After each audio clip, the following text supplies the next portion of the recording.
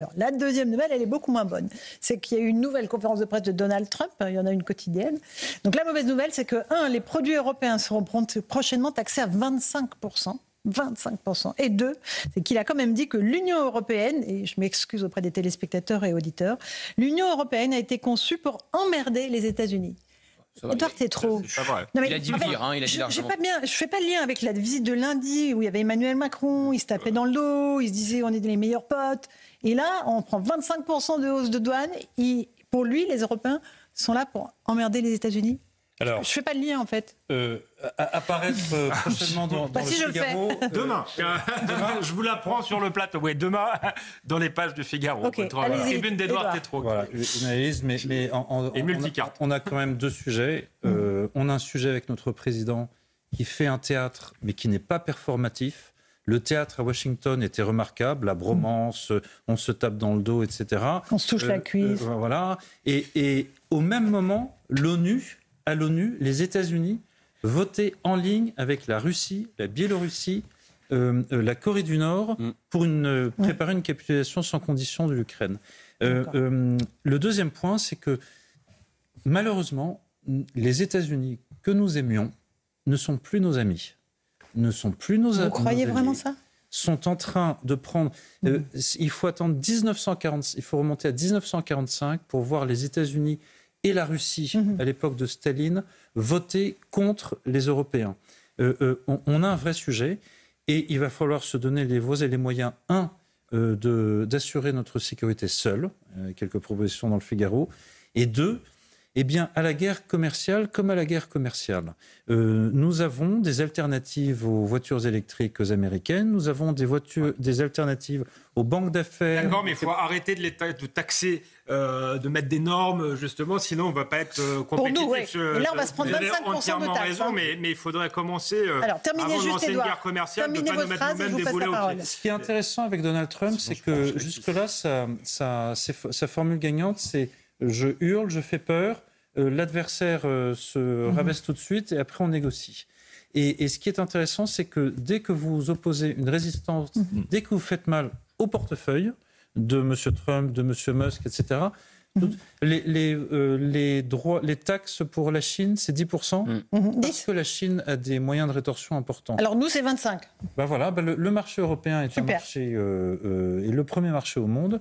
À nous de le mettre dans la balance et d'arrêter de nous laisser faire. Alors, mais je crois que Jean-Sébastien Gauthier a raison de le rappeler. C'est-à-dire que je pense que Donald Trump est dans une espèce d'hubris. Il surestime évidemment qu'il y a un déséquilibre de rapport de force entre les États-Unis et l'Europe, notamment sur les moyens militaires, puisque nous avons été complètement inconscients pendant les dernières décennies. Mais nous restons le premier marché au monde. Il y a des moyens de rétorsion. Moi, ce que je constate, c'est que M. Trump, il fait des grands gestes, mais enfin, il a fait la même chose avec le Canada et avec le Mexique. En réalité, les Mexicains et les Canadiens s'en sont très bien sortis. Ils ont fait semblant de se soumettre à sa volonté, mais ils ont eu des accords qui étaient en leur faveur, bien plus qu'ils n'étaient en faveur de ceux des États-Unis.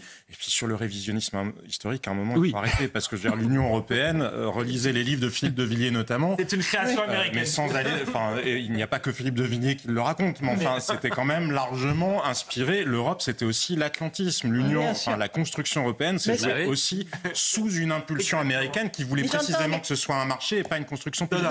Mais sur Emmanuel Macron, juste Laurence, pour rebondir sur ce que vous disiez sur Emmanuel Macron. Justement, Jean-Sébastien. On a les images, on les voit se taper dans la main. Mais en fait, qu'est-ce qui s'est passé ? Justement, je vais vous dire ce qui s'est passé. C'est-à-dire, il ne pouvait rien se passer à Washington au regard de la marge de manœuvre. Moi, je trouve qu'Emmanuel Macron a plutôt bien géré la séquence en question. On regarde la marge de manœuvre qui était la sienne. Mais je vais vous dire pourquoi c'est important.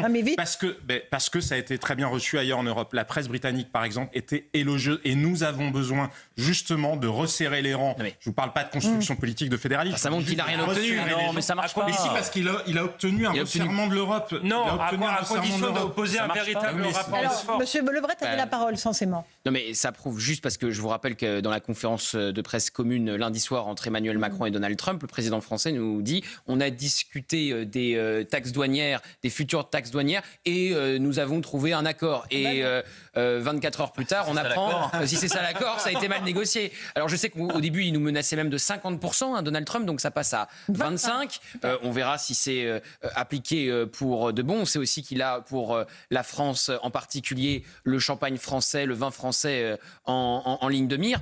Donc cette conférence de presse, cette réunion dans le bureau ovale, bon, au final, Emmanuel Macron il ne ressort pas avec grand-chose. Et même, c'était même sur l'Ukraine le narratif de Donald Trump qui triomphait plutôt sur le cessez-le-feu et sur la paix. Hein.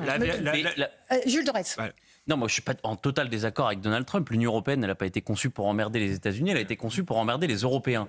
Et on le voit bien avec Ursula von der Leyen. Jusqu'à devenir ça, mais elle n'a pas été conçue.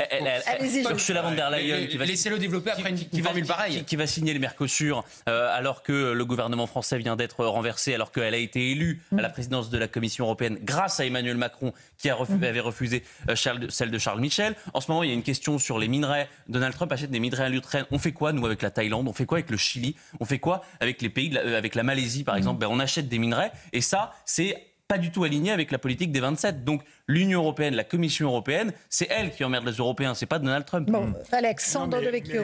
Je pense qu'on a un mélange d'arrogance et de faiblesse, si vous voulez. Et la visite d'Emmanuel Macron témoigne de ça, c'est-à-dire qu'il y va en bombant le torse, en expliquant qu'il va opposer un rapport de force à Donald Trump. Et puis quand il arrive, il est comme un petit gamin devant le grand frère américain.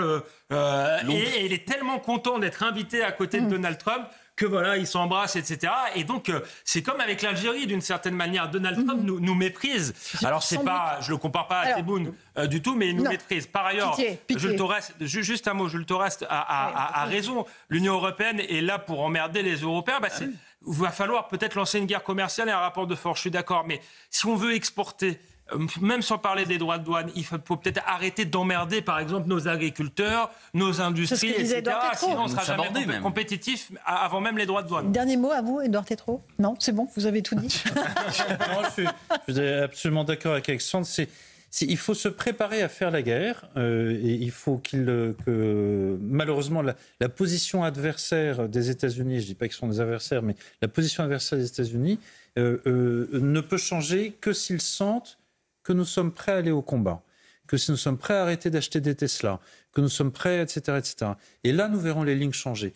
Tant que nous faisons reset, comme disait Alexandre, et que nous nous couchons, ils avanceront. Mais juste un mot, soyons quand même cohérents, parce que je suis d'accord, il faut montrer le rapport de force, montrer que nous sommes déterminés, mais nous ne le ferons pas tout seuls. Et c'est pour ça que je vous dis, ne sous-estimons pas le gain politique.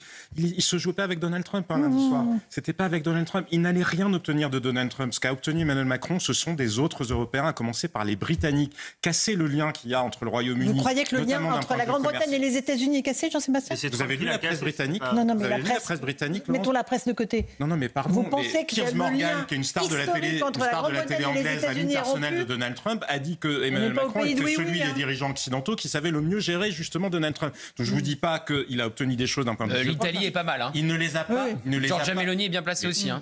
Oui, mais je vous rapporte juste ce que lui disait pour dire que les Britanniques l'ont vécu. Comme ça, ne sous-estimons pas. Nous avons besoin d'être ensemble. Je vous parle pas de faire des normes en plus, parce qu'évidemment, on est dans le délire absolu de ce point de vue-là. En revanche, les Européens ensemble, parce que ça sera ensemble que nous résisterons. C'est beau ce que vous dites. Un dernier mot, moi je suis prêt à parier. Alexandre, de gauche, d'où Jésus. Je suis prêt à parier qu'il n'y aura pas 25% de droits de douane parce que Trump bluffe. Par contre, ce qu'il va obtenir, malheureusement c'est triste, c'est que les Européens achètent du matériel d'armement américain. Parce qu'ils vont avoir tellement peur d'être abandonnés par l'Amérique qu'à la fin, ça va se terminer comme ça. Et là, c'est la fin de l'émission. J'aimerais bien